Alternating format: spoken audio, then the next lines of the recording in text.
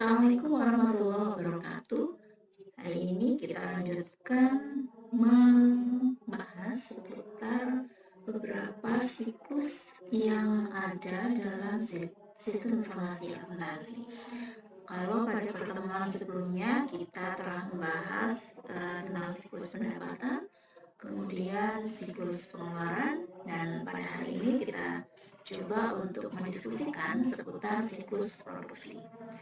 Siklus produksi sebagai salah satu siklus utama yang ada dalam informasi akuntansi ini terdiri dari beberapa aktivitas utama yang dilakukan. Apa saja aktivitas utama yang dilakukan? Nah, pada aktivitas siklus produksi terdapat beberapa aktivitas utama. Yang pertama adalah desain produk.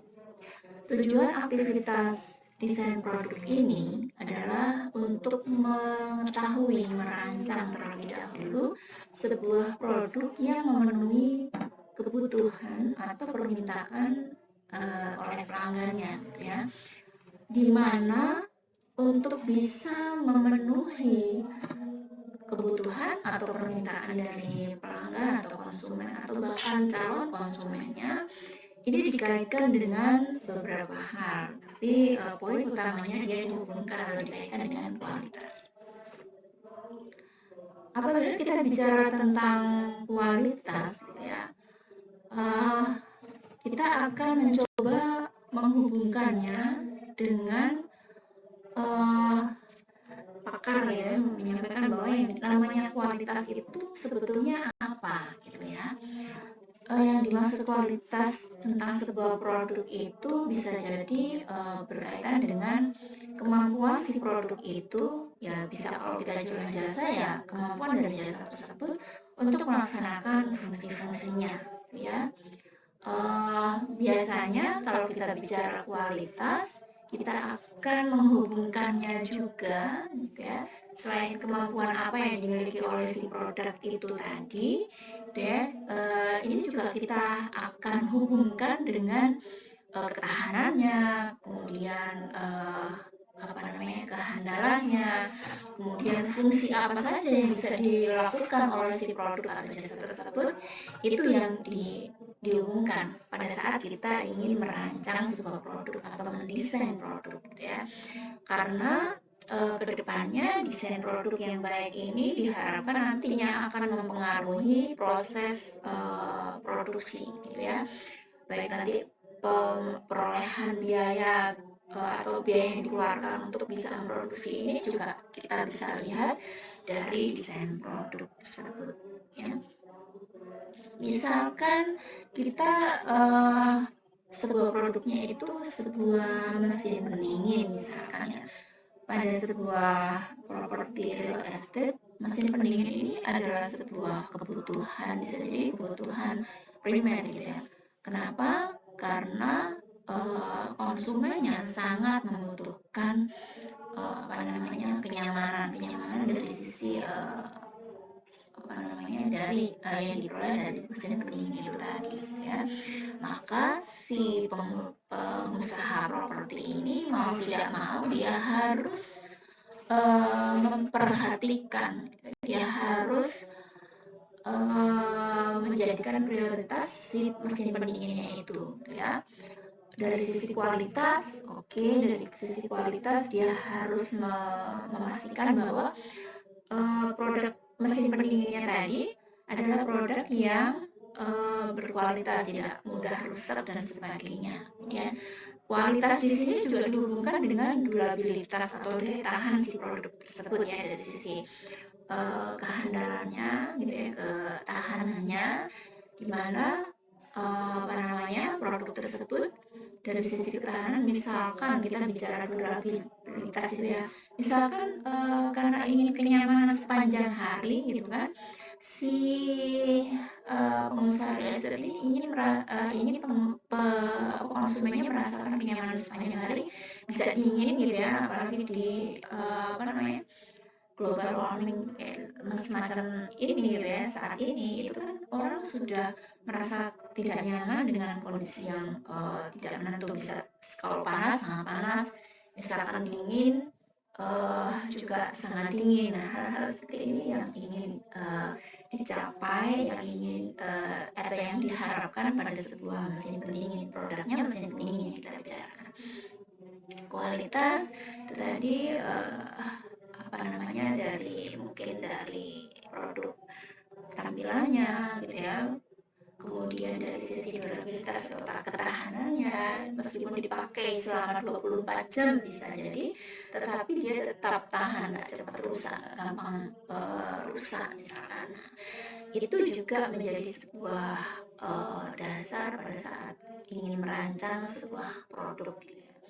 Kemudian bisa juga dihubungkan dari sisi kualitas ini tadi juga dihubungkan dengan fungsinya ya.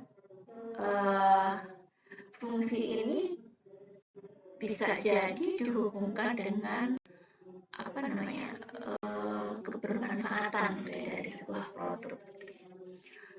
Jadi sering kita dengar pada iklan gitu ya, iklan mesin pendingin dan sebagainya, itu biasanya kita akan mendapatkan informasi seputar fungsi-fungsi apa atau manfaat apa saja sih yang bisa kita dapatkan dari sebuah produk ya. Dalam hal ini mungkin mesin pendingin yang sedang kita bicarakan.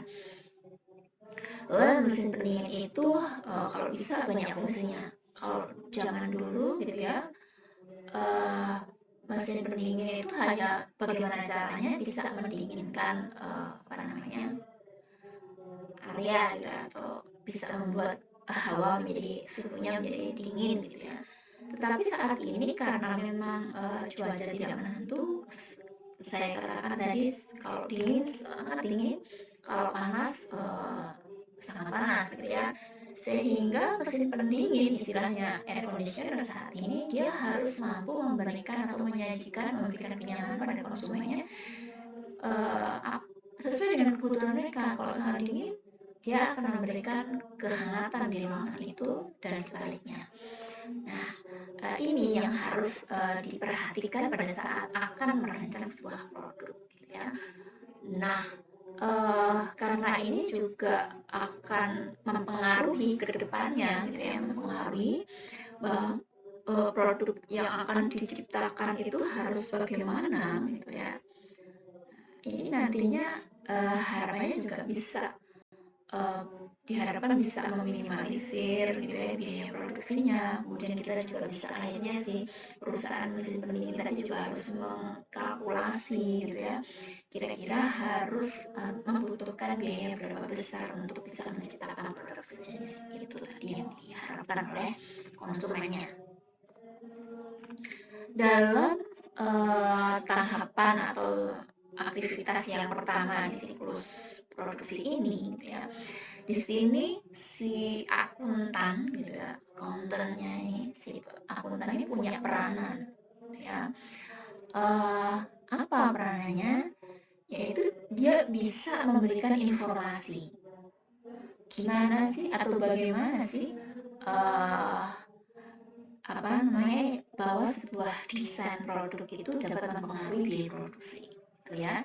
Bagaimana sih mungkin ya kebutuhan konsumen itu sangat besar gitu ya, tetapi dia akan si akuntan ini harus mampu mengkalkulasi antara kebutuhan konsumen yang harus kita penuhi dengan biaya operasional yang harus disiapkan gitu ya.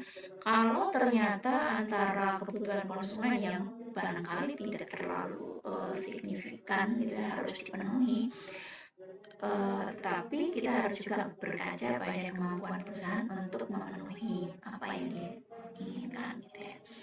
Kalau ternyata apa yang diharapkan konsumen tadi tidak signifikan saya katakan, maka ya tidak perlu dijalankan terlebih dahulu ini dalam mendesain produk tadi. Jadi disesuaikan juga dengan apa namanya, kemampuan pembiayaan perusahaan. Oleh karena itu kenapa akuntannya ini, seorang akuntan punya peranan dalam fase yang pertama atau aktivitas pertama yaitu desain produk.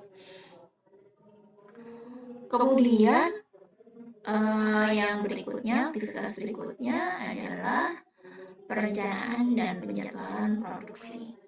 Jadi pada saat sudah didesain mau membuat apa atau mau bagaimana gitu ya, kita menjawab kebutuhan konsumen gitu ya. Selanjutnya kita mencoba untuk secara realistis kita coba planning gitu ya, buat perencanaan dan penjadwalan kira-kira kapan harus memulai proses produksi, kapan harus diakhiri. Karena kenapa nggak memulainya saja Bu yang harus diperhitungkan, mengakhiri proses produksi juga harus diperhitungkan. Karena uh, pelaksanaan produksi atau mulai sampai akhir produksi ini juga akan mempengaruhi biaya yang dikeluarkan, ya tenaga kerjanya, ya biaya bahan bakunya, kemudian biaya operasionalnya, gitu ya, karena mungkin menggunakan mesin dan sebagainya ini juga harus diperhitungkan. Seperti itu. Jadi tujuan aktivitas perencanaan dan penjadwalan ini harapannya bisa mengembangkan rencana produksi yang efisien ya, karena tadi ya kita harus mempertimbangkan biaya yang dikeluarkan, tenaga kerjanya, biaya untuk tenaga kerjanya, biaya untuk mesinnya, karena mesin produksi ini bisa jadi dia nggak bisa beroperasi terus menerus. Itu harus juga dipertimbangkan dalam proses produksi. Ya. Jadi tujuan ada perencanaan dan penjadwalan ini setidaknya untuk mengembangkan rencana produksi yang efisien, ya, sehingga bisa memenuhi pesanan yang ada dan mengantisipasi permintaan jangka pendek tanpa menimbulkan kelebihan persediaan barang jadi, gitu ya. Kita pengen, mesinnya kuat kok, tenaga kerjanya masih mampu, akhirnya produksi terus. Padahal informasi dari bagian penjualan produk yang dibutuhkan tidak sebanyak itu. Nah, ini pun harus menjadi dasar atau pertimbangan pada saat ingin merencanakan dan menjadwalkan produksi. Ya, kemarin kita sudah membicarakan bagaimana mengelola persediaan di siklus pengeluarannya. Bisa dengan pendekatan MRP, bisa dengan menggunakan just in time gitu ya, begitu ada kebutuhan, ada permintaan, maka kita mencoba memenuhinya gitu ya. Nah, tidak serta-merta gitu ya, untuk bisa memenuhi itu kita harus